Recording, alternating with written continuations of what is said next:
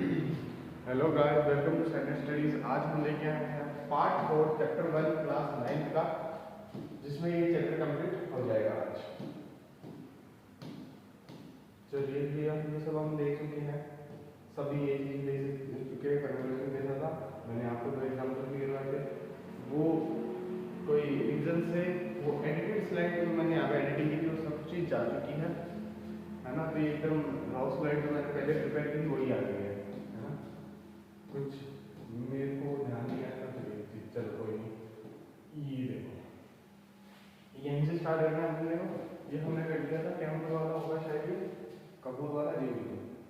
इसमें मेन बात क्या थी, सॉलिड से गैस में जाने का सब्लिमेशन, गैस से सॉलिड में जाने को डिपोजिशन। ठीक है, ये है। अब आती है मेन बात, एक और बात, मेन बात तो एक और बात, मेन तो सारी है यहाँ पे जो लिखी है। अप्लाइंग प्रेशर, क्या अप्लाइंग प्रेशर, ठीक है। जो पहले 3 पार्ट देख के आया है उसको ये सब समझ आएगा। यहाँ से जितना भी जो नहीं देख के आया है, ऑल्दो मेरे हिसाब से आना तो चाहिए क्योंकि अलग चीज़ है, पर वो देख के आए तो ज़्यादा अच्छे से समझ आएगा। चलो एक्सक्यूज मी, चलिए देखते हैं क्या कहते हैं। अगर हम सॉलिड, लिक्विड और गैस पर, सॉलिड, लिक्विड और गैस पर प्रेशर लगाए तो क्या होगा, प्रेशर लगाए तो क्या होगा, देखो क्या होगा। देखो एक एग्जांपल लेके चलते हैं, सॉलिड CO2 जिसको हम ड्राई आइस भी बोलते हैं। अगर CO2 सॉलिड की फॉर्म में हो ना तो उसको ड्राई आइस कहा जाता है। ठीक है, चलिए देखो। अब सॉलिड CO2 को है ना हाई प्रेशर के अंदर स्टोर किया जाता है। क्यों, देखो यहाँ वाला प्रेशर कम होगा। क्यों कम होगा, क्योंकि गैस की तो प्रॉपर्टी होती है स्पेस ज्यादा होता है। लिक्विड में थोड़ा कम होगा, क्यों, क्योंकि लिक्विड में थोड़ा सा होता है, सॉलिड में बहुत कम, क्योंकि सॉलिड में स्पेस नहीं होता, इतनी प्रेशर बहुत ज्यादा नहीं है। ठीक है, अच्छा। अब हम अगर प्रेशर हटा दें, फॉर एग्जाम्पल सॉलिड CO2 है और मैं उसमें से प्रेशर हटा दूं तो क्या होगा, वो सीधा गैस में कन्वर्ट हो जाता है ना।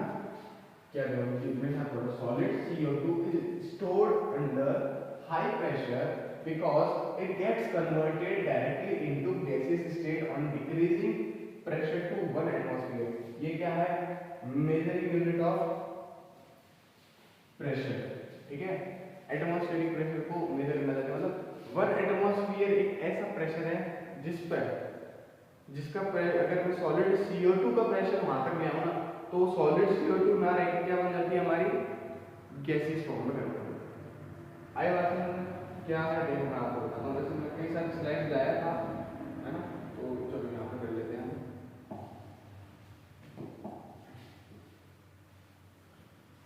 यहाँ पे सॉलिड CO2 क्या है,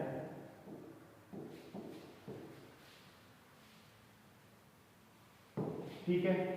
यहाँ पे प्रेशर लेवल है हर किसका ही, ठीक है। मान लो कोई 5 एटमॉस्फेयर 10 एटमॉस्फेयर प्रेशर लेवल है। अब मैंने प्रेशर रिड्यूस करके कितना कर दिया, 1 एटमॉस्फेयर, तो क्या हो गया, गैसीय स्टेट में आ जाएगा। आई बात समझ, ये है कहने की बात। चलो आगे देखते हैं। Because of this, solid is also known as solid CO2 atom।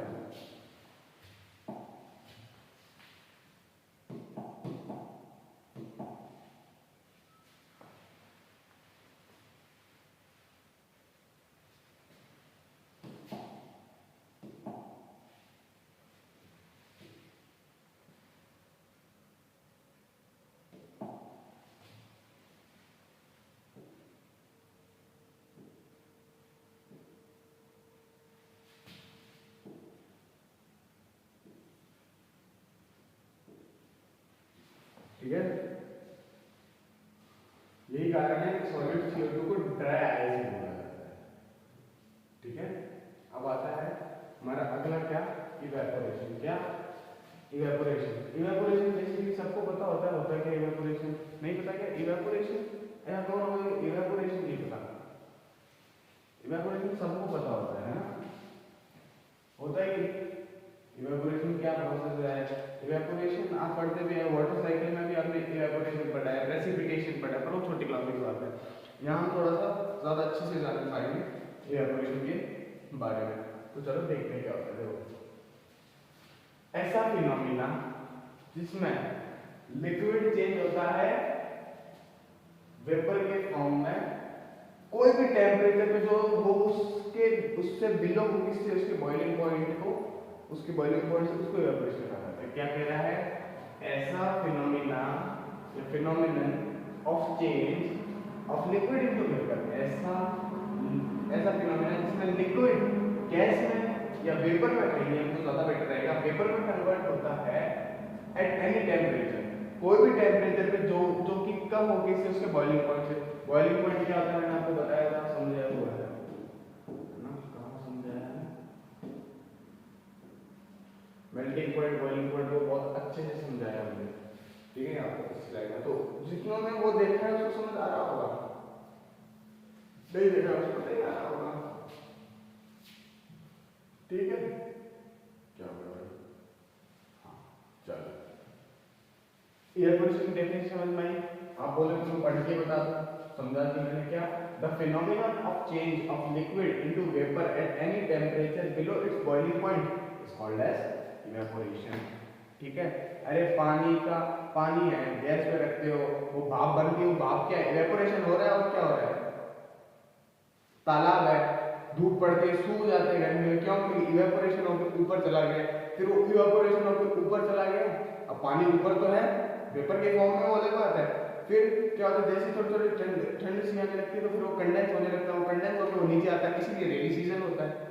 भाई कुल मिला के समझ आएगा इवेपोरेशन क्या होता है? उस इवेपोरेशन पर हम करो, मैं वाटर साइकिल पूरी नहीं पढ़नी, इवेपोरेशन समझ में आ गया, ठीक है।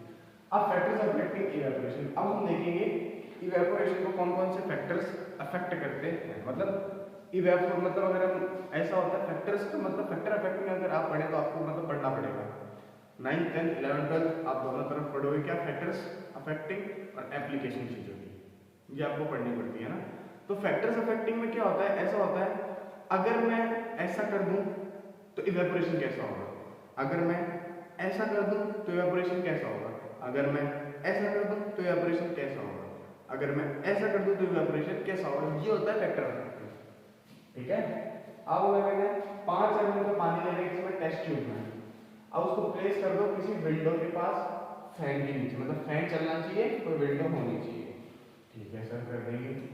ये 5 m के नहीं होगा, 5 ml होगा, ठीक है। अब 5 ml ऑफ वाटर ले लेते हैं, ओपन चाइना डिश मैंने आपको बताया बाउल होता है एक तरीके का, ठीक है, जो एक्सपेरिमेंटल पर्पस के लिए यूज किया जाता है, उसको चाइना डिश कहते हैं, ठीक है। बाकी कटोरा, जो कटोरा होगा ना आप उसी तरह, जैसे कटोरा होता है ना अपना, उसी तरह चाइना डिश में 5 ml पानी ले लो और क्या करो, विंडो के पास उसको फैन के अंदर में रख दो, ठीक है। फिर 5 ml पानी ले लो वही ओपन चाइना डिश में, और उसको किसके अंदर रख दो, एक सेल्फ के अंदर, यानी एक लॉकर के अंदर रख दो अपने, ठीक है। क्या करना है, एक 5 ml का टेस्ट ट्यूब लेना है और विंडो के पास पंखे के नीचे एक 5 ml की चाइना डिश लेनी है, मतलब चाइना डिश में 5 ml पानी लेना है, उसको कहाँ रखना है, विंडो के पास पंखे के नीचे, और एक चाइना डिश में 5 ml पानी लेना है, उसको कहाँ रखना है, लॉकर के अंदर, कोई दिक्कत नहीं। अब आता है ऑब्जर्वेशन कि अब हुआ क्या होगा, क्या होगा, evaporation increase when surface area increases बोल रही है, क्या कह रहा है, देखो सरफेस एरिया क्या होता है, मैं आपको बेसिकली पहले वो समझाता हूँ, ठीक है।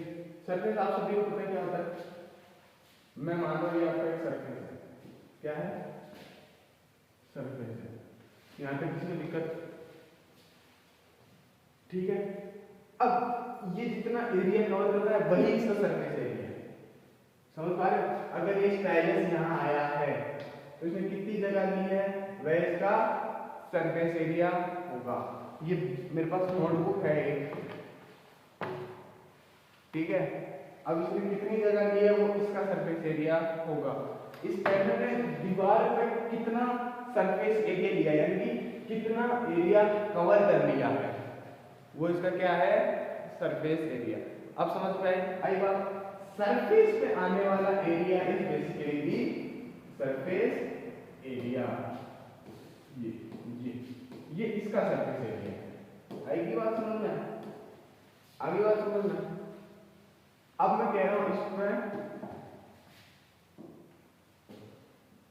इतनी जगह कुछ रख रखा है, तो इसका सरफेस एरिया कितना है? जितनी इसने जगह ली है कि नहीं? ये समझ आया? बस मुझे हो जाएगा। अच्छा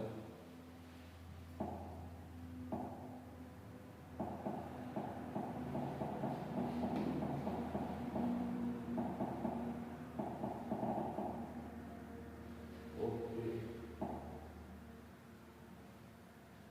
हाँ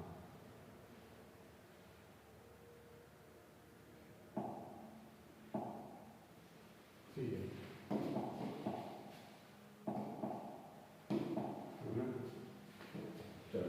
देखते हैं अभी क्या कह रहे हैं। टेस्ट ट्यूब, टेस्ट ट्यूब कैसी होती है? ऐसी होती है। इसलिए मैंने किया तो ऐसी होती है, पतली सी, मतलब इससे थोड़ी सी मोटी, इतनी मोटी मान लो।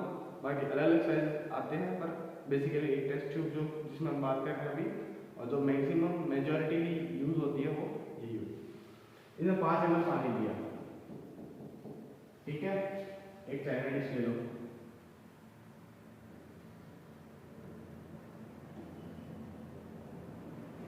ठीक है। इसमें 5 ml पानी दिया, ठीक है। फैन चल रहा है,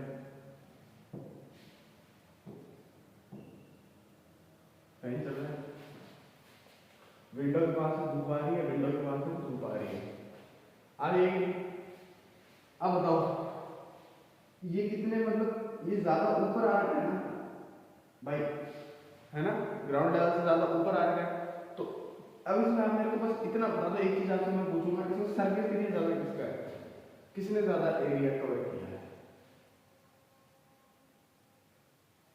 अगर मैं आपकी इमेजिनेशन के लिए खोलूं तो ये कुछ ऐसा खुलेगा, और इसको देखो इतना तो ये है, और यहाँ पर भी कुछ ले रहा होगा, यहाँ पर भी कुछ ले रहा होगा, तो ऑल तो एक कॉमन सेंस है कि इसका सर्विस एरिया ज्यादा है ना भाई, समझ रहे हो? अब देखो समझ वाली बात क्या है, मैंने इसमें भी 5 ml पानी दिया, इसमें भी 5 ml पानी दिया। हाँ अगर ऐसा हो जाए यहाँ में 25 ml पानी डाल दूं और यहाँ में कोई टेस्ट ट्यूब भर दूं, तो हो सकता है टेस्ट ट्यूब का सर्फेस एरिया ज्यादा हो जाए या इसका हो जाए, तो इस केस में इसका होगा भाई इक्वल है। देखो चौड़ा ये ज्यादा है, ये एकदम पतला सा है, पानी 5-5 ml नहीं है, तो ऑब्वियसली बात है इसका सर्फेस एरिया ज्यादा होगा भाई। कॉमन सेंस सर्फेस एरिया इसका मैंने उल्टा साइन बना दिया, ये होगा।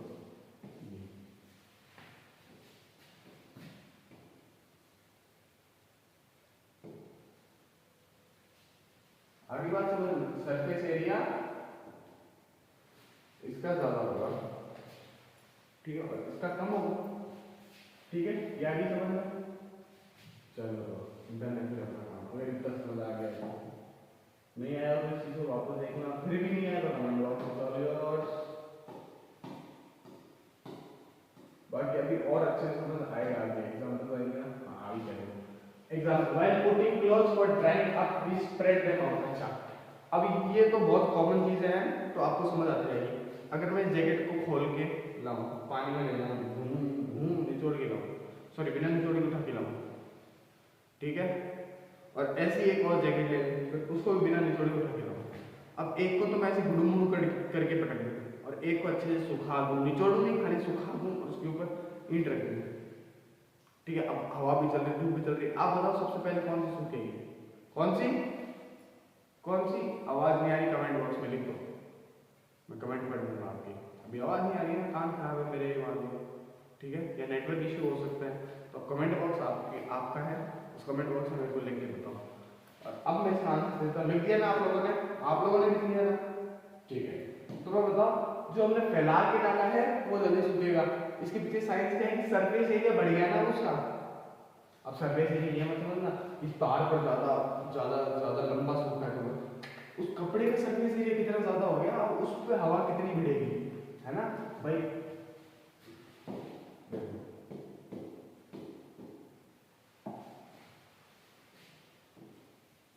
ये एक कपड़ा है ऐसे ढंग है, और एक कपड़ा ऐसे करेंगे। अब इस पर कितनी ज्यादा, इस पर सनराइज ज्यादा आ पाएंगी, ठीक है। अब अगर हवा चल रही होगी तो इस पे हवा ज्यादा लग रही होगी, ज्यादा लग रही होगी ना। अब इस पर एक सनराइज आ जाएगी, 2 आ जाएगी, 3 आ जाएगी, 4 आ जाएगी, ऐसे हवा कितनी हवा लगेगी, ज्यादा हवा नहीं लगेगी। इस पर हवा भी ज्यादा लगेगी, क्यों? क्योंकि इसका सरफेस एरिया ज्यादा है ना, इसका एरिया ज्यादा है, ये ज्यादा फैला के पड़ा है।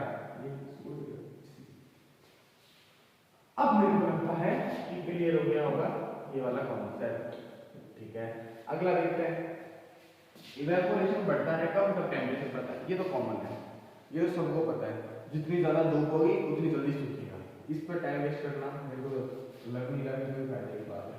Increase in temperature result in increase in kinetic energy due to vapour state is achieved.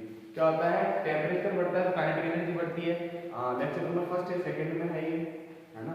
All the first में जितना मेरा दिमाग काम कर रहा है, फर्स्ट का लास्ट स्लाइड जो था वो इसी पे बेस्ड था कि जैसे काइनेटिक वो टेम्परेचर बढ़ा काइनेटिक एनर्जी बढ़ेगी। अब देखो टेम्परेचर बढ़ रहा है कपड़े का, कपड़ा डाल रहा है मैंने, टेम्परेचर बढ़ रहा है, टेम्परेचर बढ़ रहा है तो उसके पार्टिकल्स तेज तेज मूव करेंगे पानी के, और जैसे तेज तेज मूव करके वो बाहर आ जाएगा। आई बात समझ में? अब आता है evaporation increase with decrease in humidity. Humidity क्या होता है, सराउंडिंग में, एक्सक्यूज मी, क्या हुआ, सराउंडिंग में प्रेजेंट पार्टिकल्स ऑफ वेपर को क्या बोला जाता है, ह्यूमिडिटी। क्या वापस सुनना मेरी बात को, सराउंडिंग मैंने इस चैप्टर में पहले बताया क्या होता है, अपने आसपास की चीजें। सराउंडिंग में प्रेजेंट वेपर यानी कि पानी का गैसियस स्टेट, पानी का गैसियस स्टेट में प्रेजेंट पार्टिकल्स को ह्यूमिडिटी कहा जाता है, ठीक है। अब मेरी बात आप समझना, अब मेरी बात आप समझने की कोशिश करना। एक स्कूल है, क्या है, एक स्कूल है जिसमें साइंस के 100 बच्चे, कितने हैं, किसके, साइंस मतलब साइंस बैकग्राउंड, और हाईएस्ट सीट है 80। अब कोई बाहर से एडमिशन है तो स्कूल रखेगा क्या, नहीं। और मैं कह दूं सीट तो 80 है और स्टूडेंट 50 है, तो बाहर से स्टूडेंट आएगा तो रखेगा क्या, यस। यहाँ क्या है, नो। यहाँ क्या है, यस, ठीक है। ये समझ आया। अब ऐसा ही होता है जब बाहर ह्यूमिडिटी ज्यादा होती है, यानी कि पार्टिकल ऑफ वेपर ज्यादा होते हैं, ठीक है, तो उस कपड़े में से पार्टिकल ऑफ वेपर बाहर नहीं आ पाते। क्यों? क्योंकि बाहर तो ऑलरेडी ज्यादा है, समझ रहे हो, और आ भी पाते तो एक स्टेबल इक्विलिब्रियम बन जाता है। ये थोड़ा सा आपके लिए हार्ड हो जाएगा, पर जिनको समझना है उनको बता दूं। अगर आप भी जाते हैं तो ये हो जाता है जैसे इसमें से पार्टिकल्स निकले इसके अंदर घुस गए, फिर निकल गए, फिर इसके अंदर घुस गए। ऑल ऐसा होता नहीं है, बट समझ सकते हो, स्टेबल इक्विलिब्रियम मेंटेन हो जाता है। वो थोड़ी सी 11th की बातें हैं तो उसको हम छोड़ते हैं। हम तो यही समझते हैं कि बाहर तो बहुत ज्यादा है ही पहले से, अब इसके अंदर से बाहर आने पे क्या होगा, रेजिस्टेंस लग जाएगा। रेजिस्टेंस का मतलब होता है रुकावट, टेंथ में आप पढ़ेंगे इलेक्ट्रिसिटी चैप्टर में, रेजिस्टेंस, ठीक है। समझ आई बात क्या, कि बाहर अगर ह्यूमिडिटी ज्यादा है तो इवेपोरेशन कम हो जाएगी। Done.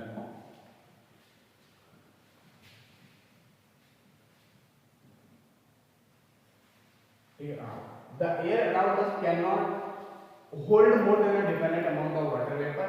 If amount of water vapor is already higher than rate of evaporation, decrease कुछ नहीं है। क्या कह रहा है कि अपने मतलब एयर की भी है ना एक लिमिट होती है वेपर को होल्ड करने की, क्योंकि एयर तो कई सारी चीजों से बनी होती है ना, मिक्सचर ऑफ गैसेस एयर, है ना।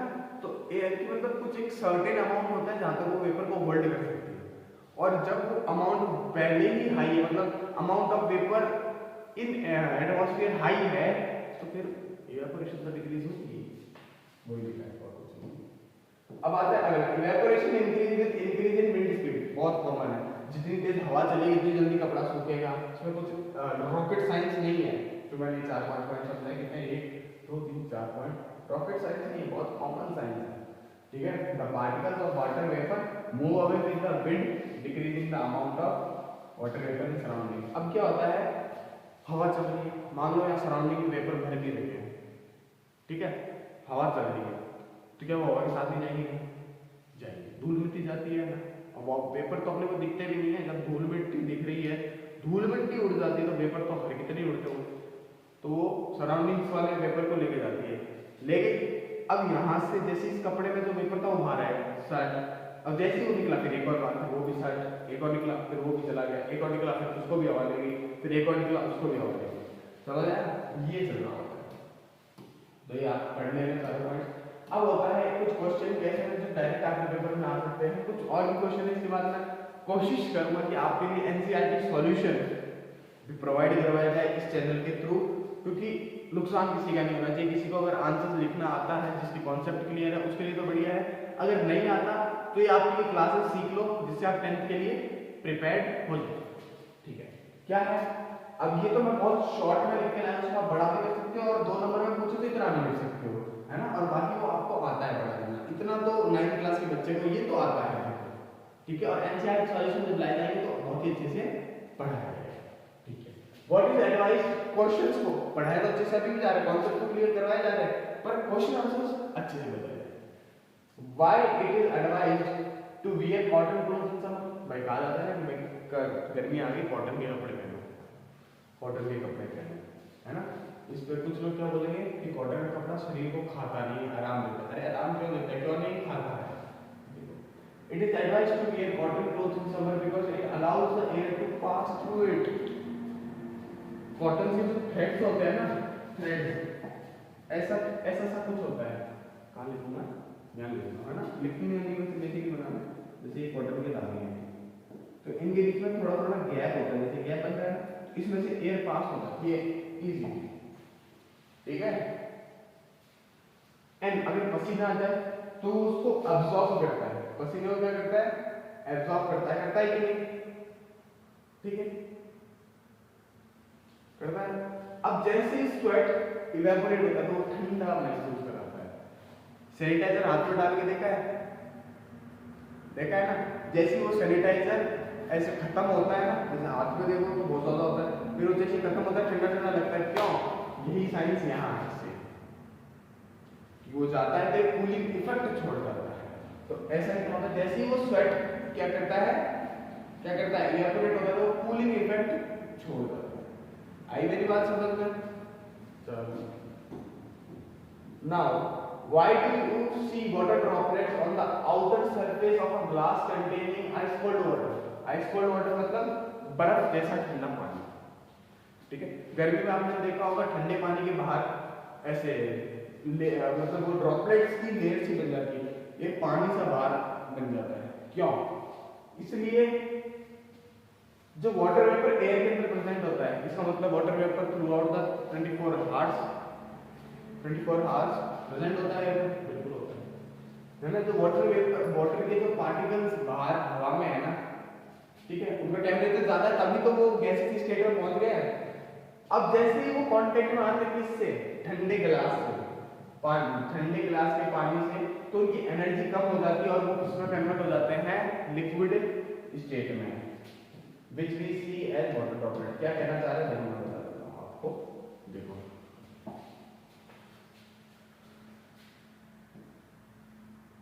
ये क्या हुआ, ये क्या हुआ, ये क्या हुआ,